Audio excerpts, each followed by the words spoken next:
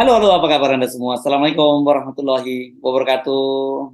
Semoga tetap semangat, tetap sehat ya. Dan juga tentu doa kita buat saudara-saudara kita yang di Rempang yang saya kira dalam beberapa hari terakhir ini, dalam pekan terakhir ini saya kira malam tidak bisa tidur ya karena deadline Rempang itu kelihatannya kalau dari penjelasan Menteri Bahlil kemarin ini harus tetap jalan, proyek ini tetap jalan. Jadi deadline-nya tanggal 8 nggak berubah dong ya gitu yang bagi ya. Dan soal ini menjadi sorotan yang sampai sekarang di media sosial juga masih jadi trending. Tapi trendingnya bukan Rempang, yang trending itu adalah Pak Bahlilnya gitu, diplesetkan oleh netizen, bukan Bahlil namanya kan gitu ya. Dan kemudian yang juga bikin kaget, ini saya kira keputusan dari Menteri Keuangan gitu yang mengeluarkan surat keputusan bahwa APBN itu bisa jadi agunan untuk utang kereta api cepat Cina gitu ya. Ini kan kita ingat ya bahwa kemarin kita butuh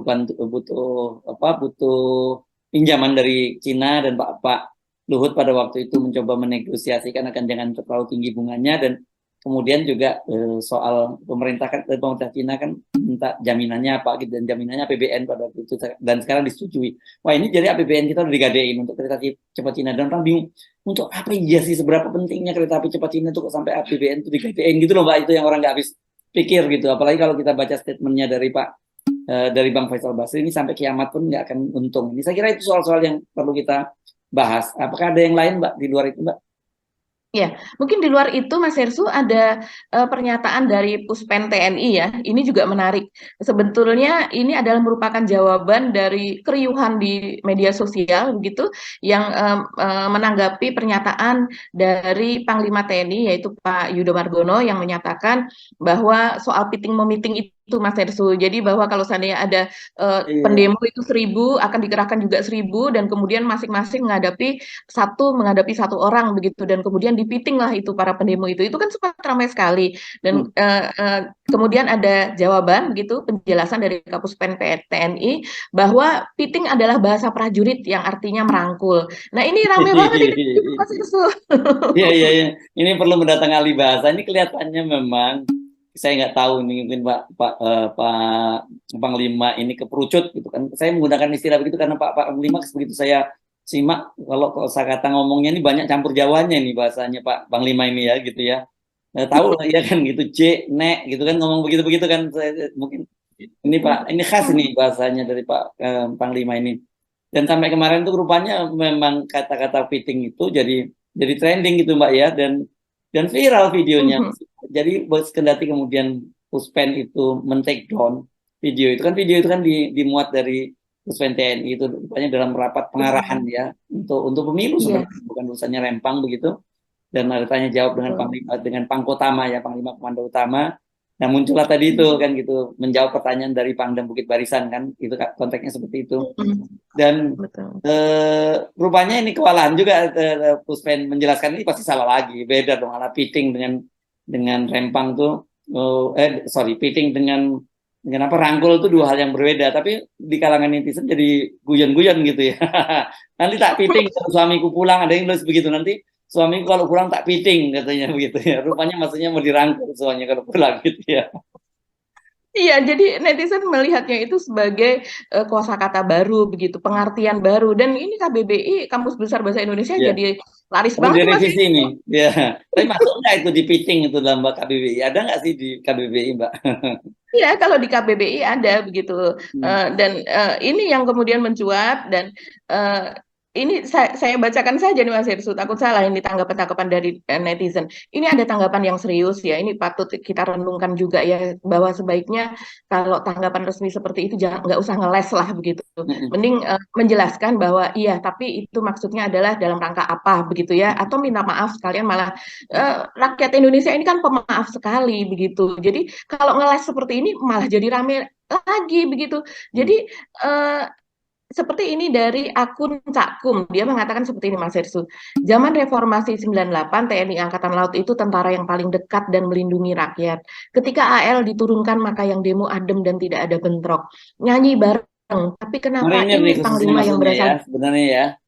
Iya, maksudnya mungkin khususnya marinir karena ya waktu itu yang dielulukan kan marinir ya Mas Hersu. Hmm. Nyanyi bareng katanya. Tapi kenapa ini panglima yang berasal dari AL kok sama rakyatnya mau piting begitu. Dan kemudian ada juga yang ada gambar Kabib gitu ya. Ini kan apa pegulat gitu mengatakan, "Wah, Oh, Kabib Habib merangkul Konor Nurmagedov asik ya. sekali." Habib Iya, Nurmagedov ya maksudnya. betul. Ya. Ya, ini kan favorit dari rakyat Indonesia. Jadi ketika dia memiting Conor lawannya itu dikatakan Khabib merangkul Conor. Mesra sekali katanya begitu. Ada Hmm. juga yang mengatakan juga ya kurang lebih sama ya keprihatinan nih. Zaman kuliah dulu sewaktu demo 98 begitu Marinir turun ke lapangan, maka mahasiswa mengeluh-elukan karena beliau yang melindungi rakyatnya. Serasa adem demo pada saat itu. Tolong bongkar bos daftar jenderal yang tempo lalu berangkat ke Tiongkok. Wah, ini ada juga memang ada sinyalmen yang mengatakan seperti itu Mas Hersu. Ada yang bercanda seperti ini, bercanda tapi serius ya. Beda lautnya, Cak. Yang dulu dari laut Indonesia, yang ini mungkin dari laut Cina Selatan.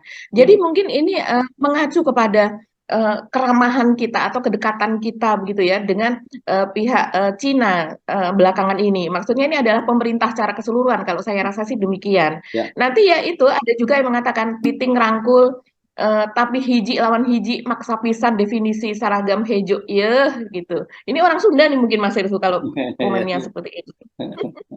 Iya, iya, iya. Iya Saya ya. kira Jadi ini ada juga satu, komunikasinya. satu Hah?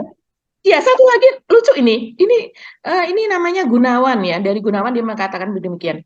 Menembak artinya mengirimkan peluru dengan penuh perhatian dan niat tulus ikhlas.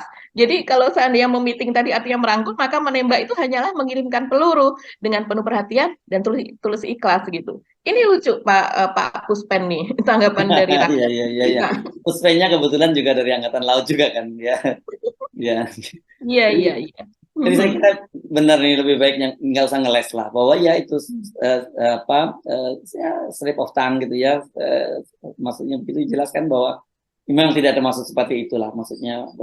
Justru sebenarnya ini kalau saya kasih gagasan kan meeting itu artinya kan sebenarnya ya mengendalikan huru hara dengan tangan dengan alat-alat Mhm. atau senjata api dan sebagainya begitu. Jadi kalau orang dipiting itu kan nggak sampai dampak yang serius gitu terhadap tubuh gitu.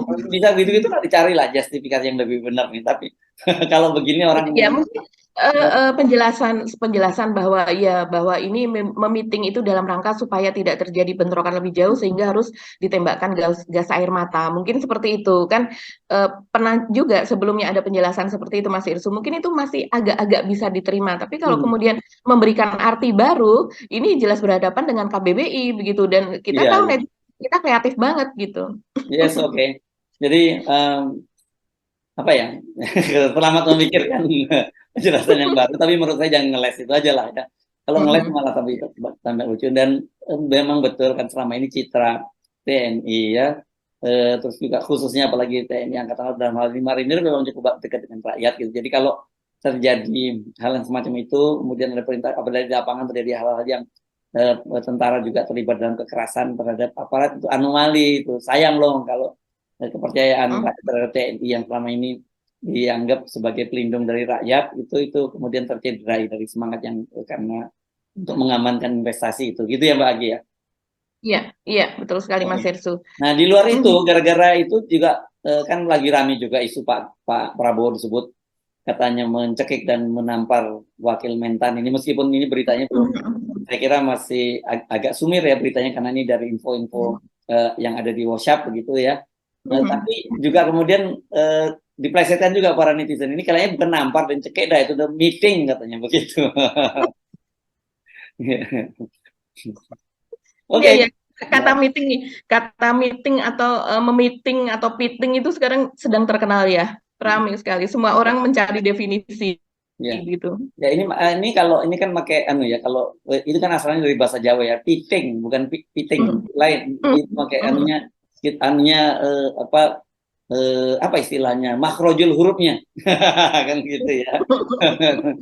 Iya ya, mungkin berasal juga dari binatang kepiting begitu ya, di mana Beda tangan Mbak dan beda kaki beda ya. beda lah ya pokoknya dipiting nah begitulah itu Iya maksudnya. iya. Tapi Mhm. bisa juga ya kalau kepiting kan nyapit Mbak bukan di ini ya. Iya iya. Oke. Oke, Mas, kayaknya dari situ kita bisa lanjut langsung ke Rempang lagi nih.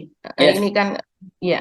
Jadi kita baru saja menerima publikasi ini Mas Hersu, media-media yang dikirimkan kepada media-media ini hasil investigasi tentang pelanggaran HAM nih Mas Hersu yang terjadi di Rempang pasca dari bentrokan yang pertama yaitu pada tanggal 7 September yang lalu, di mana kita tahu memang banyak sekali korban dan sebagian besar korbannya ini berasal dari rakyat.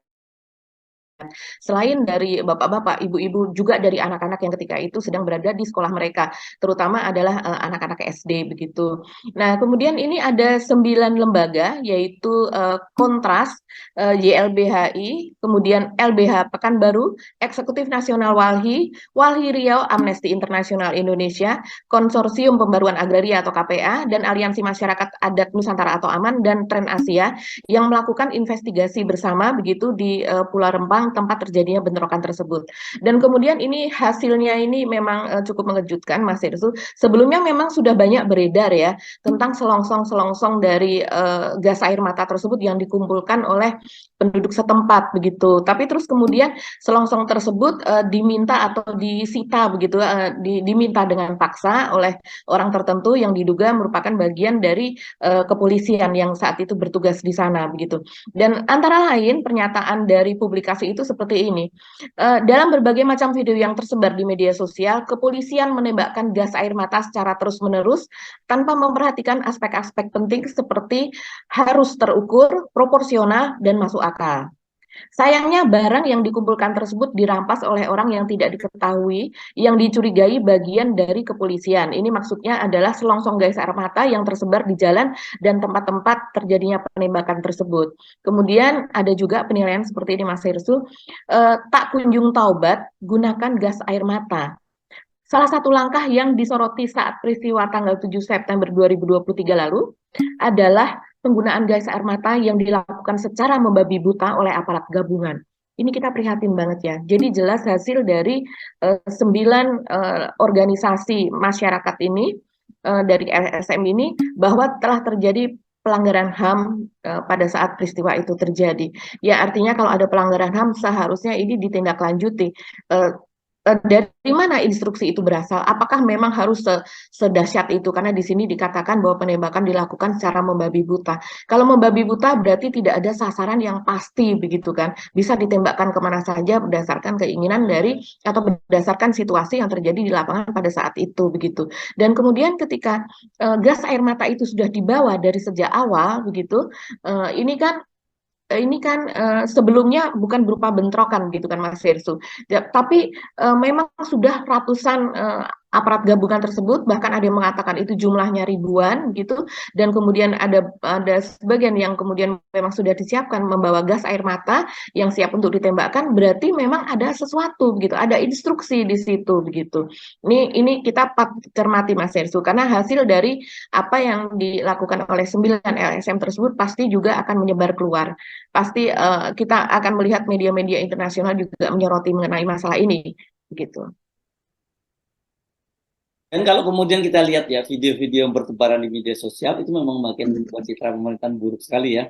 Tapi termasuk juga pernyataan-pernyataan dari para petinggi kita termasuk para menteri yang dalam hal ini yang diperintahkan oleh Pak Jokowi kan Pak Bahlil ya sebagai Menteri Investasi begitu, yang dia tetap pada kelihatannya bahasanya ya dia bersikukuh bahwa ini proyek harus jalan karena kalau tidak pemerintah yang akan rugi bukan hanya pemerintah tapi rakyat karena ini investasinya sangat besar. Jadi tetap saja pendekatannya atas nama investasi itu semua harus dibolehkan lah gitu, termasuk juga tindakan kekerasan terhadap rakyat itu yang saya kira banyak disayangkan oleh masyarakat sipil terutama.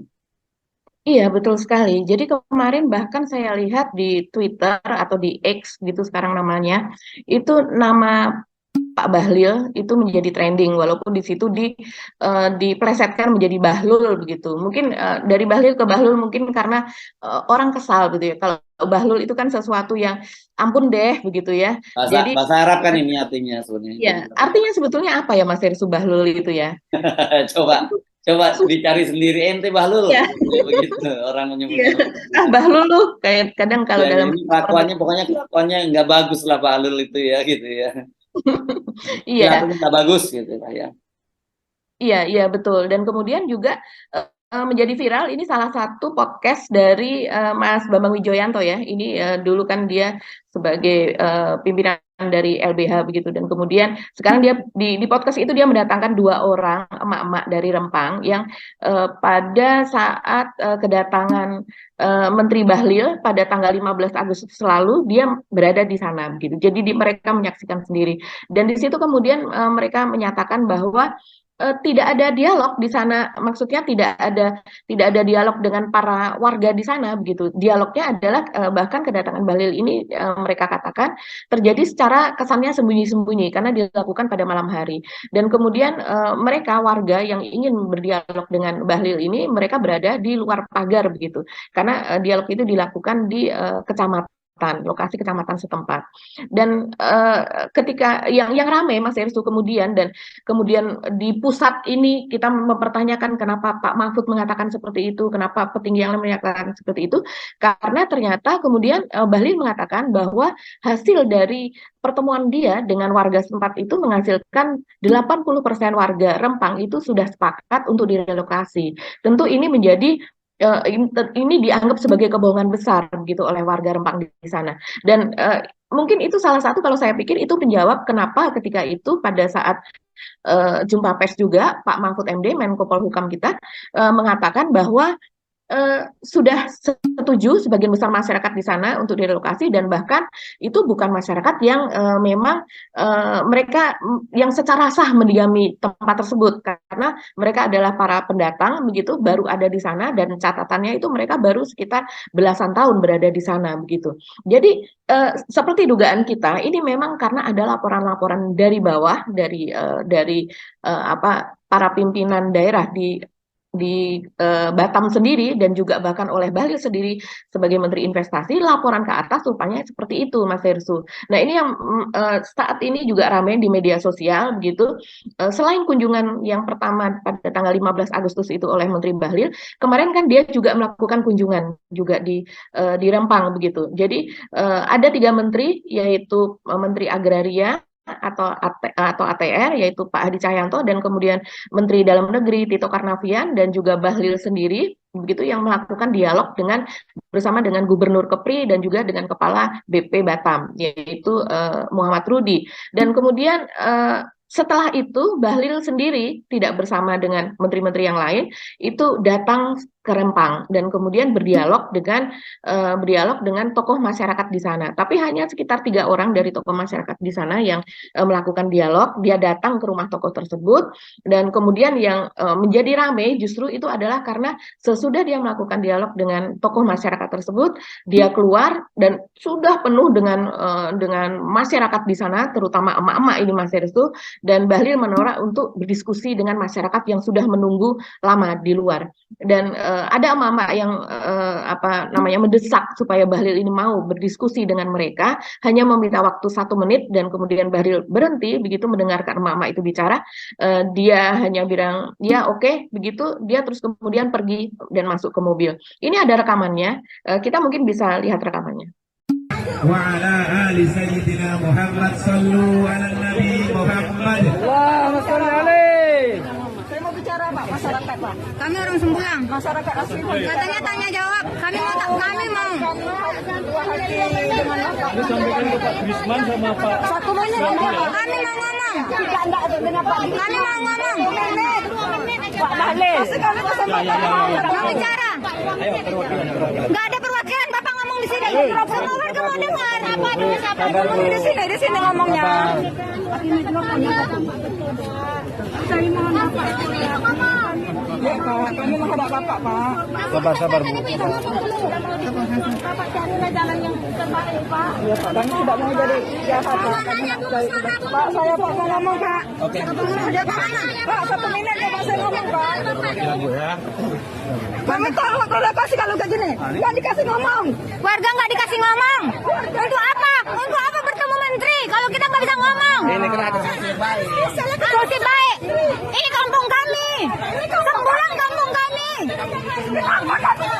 Kita semua orang tempat dengar dulu. Jangan kami cakap. Musa Wanda. Dengar dulu. Dengar dulu, dengar dulu.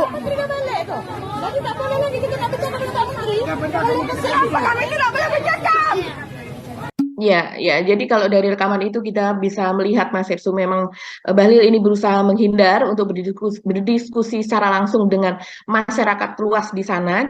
Jadi dia hanya mau berdiskusi dengan tokoh yang ada di sana saja. Dan kemudian sesudahnya tokoh di sana, salah satu namanya Suwardi itu mengungkapkan bahwa dalam diskusi dia dengan Bahlil itu sempat berbicara langsung, diberikan kesempatan berbicara langsung dengan Presiden Joko Widodo. Jadi Bahlil menelpon Pak Jokowi dan kemudian teleponnya diberikan kepada masyarakat di sana sehingga mereka langsung berdialog dengan Pak Presiden. Dan sejauh ini hasil dari yang kita lihat, hasil di lapangan, masyarakat itu masih tetap menolak untuk dipindahkan, Mas Hersu. Dan kalau yang lebih lunak lagi dari menolak dipindahkan adalah kalaupun dipindahkan mereka tetap menginginkan agar mereka tetap dipindahkan di Pulau Rempang dan bukan dipindahkan ke Galang gitu. Ini saya kira ini hotspot ini ya kalau kita menunggu ya sampai tanggal 28 apakah betul kemudian betul-betul pemerintah itu all out, nggak peduli kalau sampai pada waktunya nggak bersedia digusur atau kemudian pemerintah menarik diri. Tapi yang jelas dengan ribut-ribut begini kita selalu sebutkan bahwa banyak pasti investor yang justru malah mundur gitu ya, bukannya malah seperti yang dibayangkan oleh para pemerintah dengan dibereskannya di bulldozer-nya warga Rempang ini kemudian mereka masuk. Saya kira kalau investor yang benar, kecuali dari Cina sih, kita nggak tahu. Kalau dari Cina ya ini akan jadi salah satu pertimbangan mereka akan meneruskan investasinya di Rempang atau tidak. Bahkan kan sebenarnya kita ngomong ini bukan hanya Rempang, ini ngomong soal Indonesia, karena peristiwa Rempang ini membuat citra Indonesia di mata investor internasional sangat buruk banget gitu ya. Iya, betul-betul sekali. Dan kalau seandainya kemarin sampai trending begitu nama Pak Bahlil, ini citra Pak Bahlil saat ini merosot sekali, Mas Hersu, di mata masyarakat. Dan kemudian orang juga flashback, karena seringkali apa yang dikatakan Pak Bahlil ini meleset, begitu kan.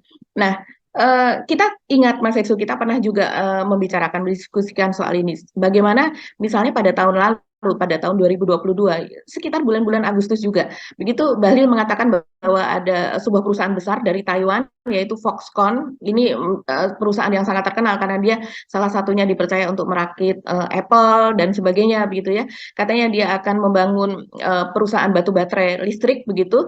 Itu terjadi pada saat usai peresmian kawasan industri Batang di Jawa Tengah ya, ketika itu oleh Pak Presiden.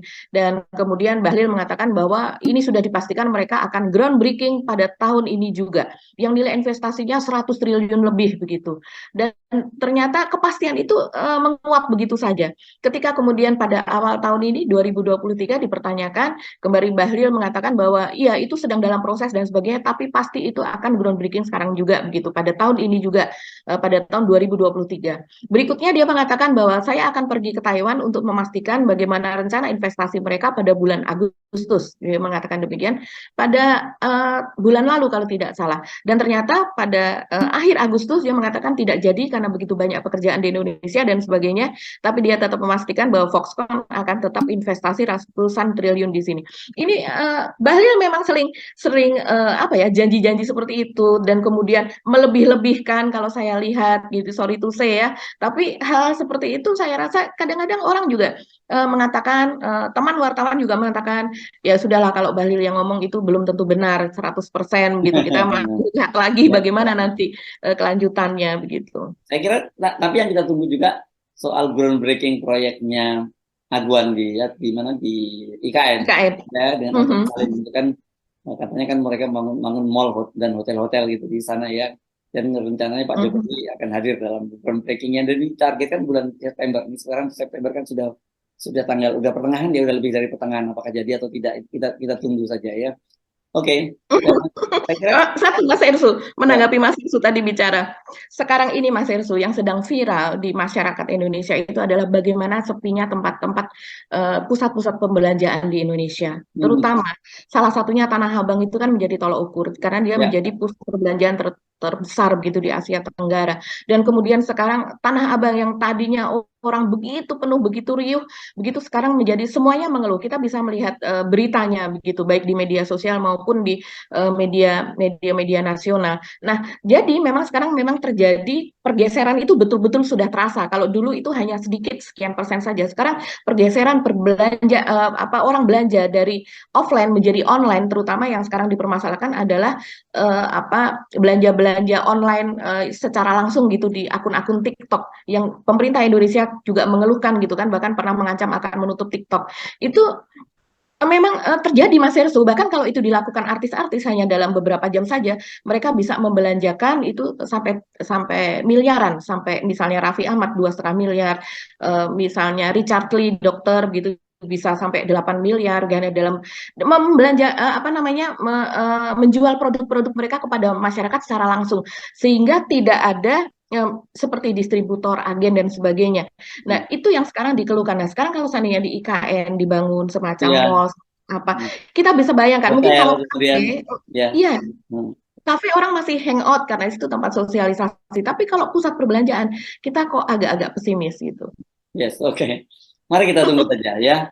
Oke, kita ke topik yang tadi kita janjikan ya, soal kereta api cepat Cina itu kan sekarang ini kan sedang tahap uji coba ya Mbak ya, katanya diprioritaskan buat orang-orang yang ada di sekitar terdampak gitu, yang jalur lintasan kereta, dan sangat antusias. Saya baca tadi berapa, katanya ada 400 orang sudah terdaftar dan sebagainya. Tapi kan ini gratis ya, ini nggak bisa jadi patokan bahwa ini juga nanti akan orang juga antusias ketika mulai operasi ini. Nah, ini yang bikin kaget tentu saja keputusan dari Ibu Menteri Keuangan, Ibu Sri Mulyani, yang mengeluarkan semacam surat keputusan gitu ya Mbak. Apa istilahnya? Surat keputusan atau apa namanya? Iya, MK, Peraturan Menteri Keuangan mungkin ya. Peraturan Menteri Keuangan, ya, Peraturan Menteri Keuangan yang PMK ya. Ini yang kemudian membolehkan itu APBN sebagai agunan untuk utang kereta api cepat Cina. Ini benar-benar sangat mengagetkan ya. Apalagi kalau kita review ke belakang, kan tadinya janjinya ini bisnis to bisnis gitu ya.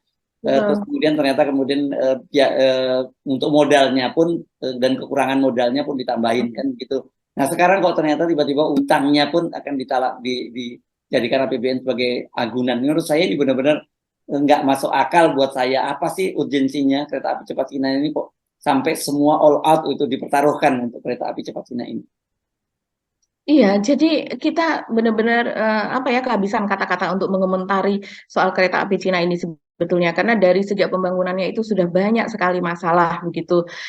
Jadi dibangun pada tahun 2016, rencananya akan selesai tahun 2019, kemudian molor, dan kemudian ada alasan COVID juga, kemudian alasan dengan biayanya yang jauh membengkak, yaitu sebesar 1,2 miliar dolar Amerika atau sekitar 18 triliun lebih begitu. Dan kemudian baru diresmikan pada sekarang gitu ya. Ini pun masih uji coba gitu kan, rencana resminya kan baru pada bulan Oktober nanti begitu.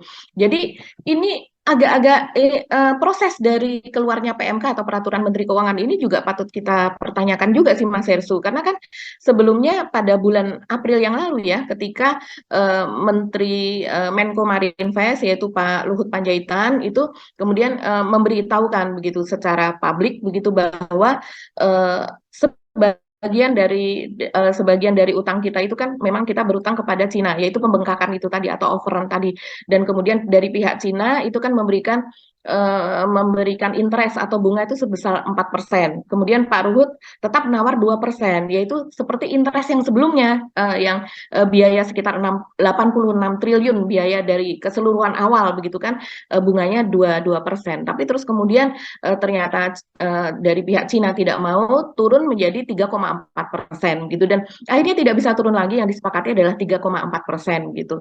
Ini termasuk tinggi Mas Hersu dengan bunga yang ini, dengan besaran yang sekian triliun itu tadi begitu. Dan kemudian tapi Pak Luhut memastikan bahwa permintaan Cina, yaitu bahwa agar ini dijamin oleh APBN itu tidak akan terjadi begitu. Tidak akan, karena nanti akan kita memiliki perusahaan penjaminan infrastruktur kalau tidak salah PPI begitu, karena nanti akan diarahkan untuk ditanggungnya oleh PPI tersebut. Jadi APBN tidak diganggu. Tapi kok tiba-tiba muncul berita ini begitu. Dan kalau saya lihat timelinenya, ini ditandatangani pada tanggal 31 Agustus 2023 oleh Menteri Keuangan Sri Mulyani. Tapi pada tanggal 6 September itu kita tahu kemarin baru saja ada KTT ASEAN, dan kemudian Pak Luhut juga melakukan uji coba dari Halim ke Karawang dan kemudian balik lagi dengan Perdana Menteri Cina, Li Xing begitu ya. Dan kemudian di situ wartawan bertemu dengan wartawan juga menanyakan kepada Pak Luhut soal adanya kemungkinan APBN dijaminkan, dan Pak Luhut masih mengatakan pada tanggal 6 September itu bahwa tidak ada itu APBN begitu, tidak ada APBN dijaminkan maksudnya begitu. Dan ternyata PMK yang ditandatangani 31 Agustus tadi diberlakukan mulai 11 September kemarin.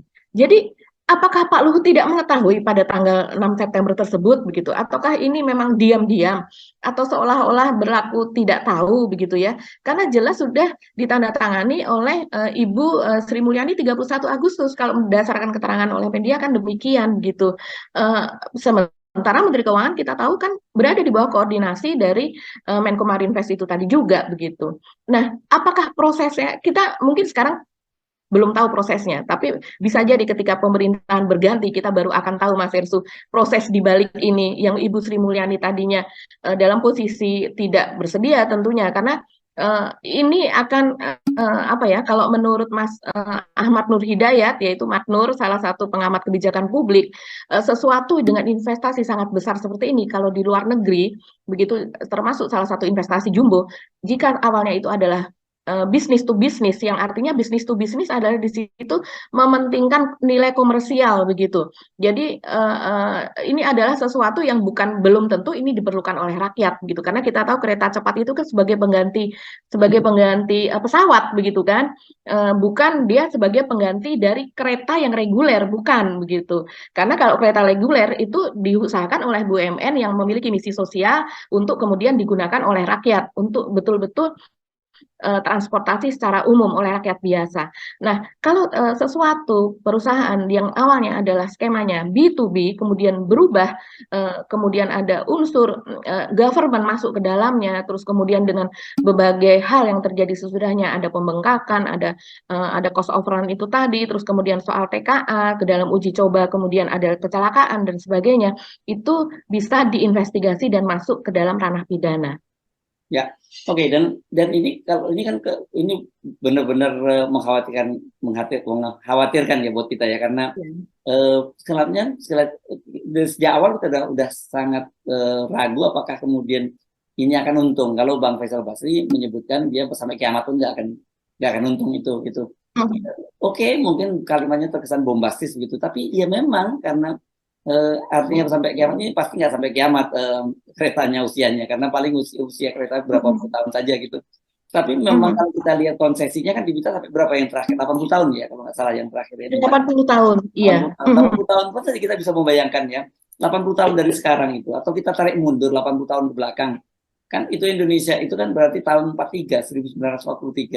Teknologinya seperti apa tahun 43? Nanti kalau kita 80 tahun ke depan, saya kira ya ini udah jadi bangsa, nggak usah sampai 40 tahun, nggak sampai 80 tahun, saya kira 30-40 tahun ini udah jadi jadi barang rongsokan ini kereta api cepat Cina. Jadi bagaimana kemudian kalau APBN itu dijaminkan kepada proyek-proyek yang dipastikan akan merugi? Ini kan benar-benar sangat ngeri kan gitu.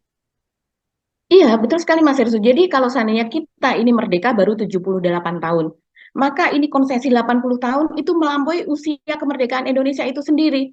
Jadi kita bisa bayangkan betapa ini sangat-sangat lentur kebijakan ini, kenapa kita begitu banyak menyerah kepada keinginan Cina begitu ya. Dan kemudian juga selain itu juga patut dipertanyakan mengenai soal studi kelayakan atau visibility studies-nya yang di awal-awal begitu. Karena kan dulu ditargetkan itu jumlah penumpang dari kereta cepat Jakarta-Bandung ini adalah 60.000 bahkan 61.000 per hari, 61.000 penumpang. Kemudian terjadi COVID apa dan sebagainya, dilakukan penghitungan ulang. Penghitungan yang kedua kalinya diturunkan menjadi 31.000 penumpang per hari. Kita bayangkan ini masih merupakan target yang sangat-sangat terlalu overconfidence ya, karena jumlah penumpang dari kereta Parahyangan saja sehari-hari itu hanya sekitar 10 sampai 15.000 per hari. Kita bisa katakan rata-rata 12.000 per hari.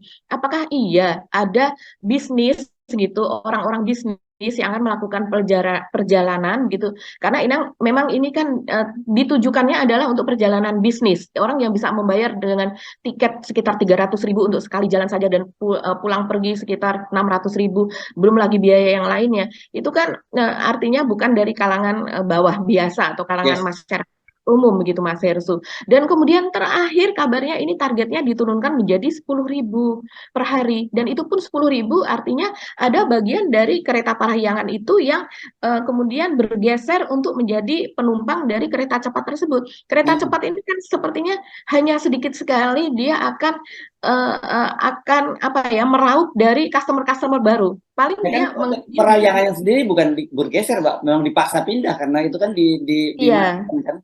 Lama-kelamaan akan dibuat seperti itu, kabarnya begitu. Iya, dimatikan dan diubah katanya tidak lagi untuk jadi kereta penumpang kan kereta. Jadi bayangkan ini untuk proyek kereta api cepat ini semua hal dilakukan, bahkan yang sampai tidak masuk akal saya kira kita kemudian menjaminkan APBN ini. Ini hanya benar-benar terjadi sepanjang sejarah Republik, baru sekali ini ada APBN kita digadaikan gitu ya Mbak ya. Iya, dan anehnya lagi kalau Mas Irsu masih ingat, pada saat melakukan perjalanan dengan Perdana Menteri Cina, yaitu saat uji coba di tengah-tengah KTT ASEAN tersebut, bahkan Menteri Luhut Panjaitan itu masih membicarakan soal perpanjangan dari kereta cepat ini menuju ke Surabaya. Iya. Yang tadinya kita pikir itu dengan berbagai kendala yang terjadi pada kereta cepat Jakarta-Bandung itu sepertinya tidak akan lagi dilakukan gitu ya. Tapi ternyata masih, dan kemudian bahkan Erick Thohir sesudahnya, yaitu Menteri BUMN, mengatakan bahwa kalau seandainya itu diperpanjang ke Cina, maka kontraktornya lagi-lagi adalah dari Cina begitu, karena mereka sudah berpengalaman membangun dari Jakarta Bandung, jadi pasti akan diteruskan. Sementara untuk kontraktor dari Jepang dan sebagainya itu mungkin bisa mengambil proyek lain. Nah, satu lagi yang belakangan ini sekitar sepekan yang lalu ramai Mas Ersu, ketika artis-artis menguji coba begitu kan, terus kemudian tempat ini menjadi ramai begitu, ternyata kemudian terungkap bahwa untuk pelaksanaan operasi dan kemudian perawatan kereta cepat Jakarta Bandung ini di awal-awal pada tahun pertama ini itu ada sekitar 852 TKA dari Cina ya, atau tenaga kerja dari Cina yang akan melakukan itu begitu. Karena dianggap pegawai kita atau karyawan kita dari KAI dan sebagainya begitu, karyawan dari KJJB ini belum mampu untuk mengoperasikan kereta tersebut. Padahal skema di awalnya tadinya tidak demikian. Ini alasannya adalah karena kemarin terjadi COVID, sehingga yang seharusnya operator dari sini, pegawai-pegawai atau karyawan dari sini dikirim ke Cina untuk kemudian melakukan digembleng di sana, diajari di sana begitu ya, magang begitu pada kereta cepat di Cina itu terkendala begitu. Nah, tapi kan kalau kita lihat COVID-nya ini sekitar 1,5 tahun yang lalu sudah selesai begitu ya. Kasihan COVID itu ya. Di Indonesia itu selalu jadikan kami hitam oleh. Iya, dan satu lagi untuk operasional dan perawatan ini ternyata memerlukan dana sekitar 1,8 triliun untuk 1 tahun. Ya artinya kalau saya coba-coba sepekan lalu saya coba-coba untuk menghitung itu, kalau dibagi 365 hari per hari sekitar 5 miliar lebih. Padahal jumlah penumpangnya itu hanya berapa gitu ya. Jadi ini mau speechless ya, kita memang speechless, tapi kok rugi juga kalau speechless, kita harus membicarakan ini begitu kan. Kehabisan kata untuk menggambarkan ngototnya pemerintah ini sampai semua out semua dipertaruhkan, bahkan sampai APBN kemudian dijadikan jaminan. Oke, saya kira kita tinggal mengamati saja, kita menunggu seperti apa, karena ini kan kereta api cepat ini katanya kapan sih tanggalnya akan dimulai operasional Mbak, rencananya Mbak? Rencananya awal Oktober, katanya tadinya 1 Oktober, tapi kita tidak tahu ya karena sudah berkali-kali mundur-mundur banget ya gitu ya. kita akan Hmm. lihat, saya kira sampai Desember saja kita sudah bisa dapat gambaran kok seperti apa akan jadi kereta api cepat Cina ini. Tentunya pada kali ini saya mohon maaf, ya sekali lagi mohon maaf atas pernyataan saya kemarin yang mungkin ya masyarakat menilai seolah di meeting itu, saya nggak tahu itu karena bahasa saya, karena saya orang desa yang biasa mungkin melaksanakan dulu dengan waktu kecil kan sering meeting-meetingan dengan teman saya. Saya pikir di meeting lebih aman karena memang kita tidak punya alat. TNI sejak Orde Baru tidak ada, sejak undang-undang TNI tidak dilibatkan untuk tadi memakai alat seperti yang zaman dulu, tidak ada. Sehingga karena kemarin itu saya menjawab pertanyaannya dari Pangdam, ya saya sampaikan umpama kan. Tidak ada saya mengerahkan pasukan, karena memang nggak ada permintaan untuk pengerahan pasukan yang sebanyak itu, kan perumahan aja. Tapi kalau pengertian masyarakat mungkin lain-lain di masyarakat, ya pada kesempatan ini saya mohon maaf yang sebesar-besarnya. Tidak ada. Di sini yang ada adalah pasukan yang diminta bantuan pasukan kewilayahan kan, ini ada Kodim, ada Korem, ada ini. Jadi tidak ada perintah untuk pengerahan pasukan. Bahkan saat awal sebelum terjadinya itu saya sudah kirim dan Puspom TNI langsung ke sini untuk mengasih jangan sampai TNI terlibat. Ya, jangan sampai TNI terlibat.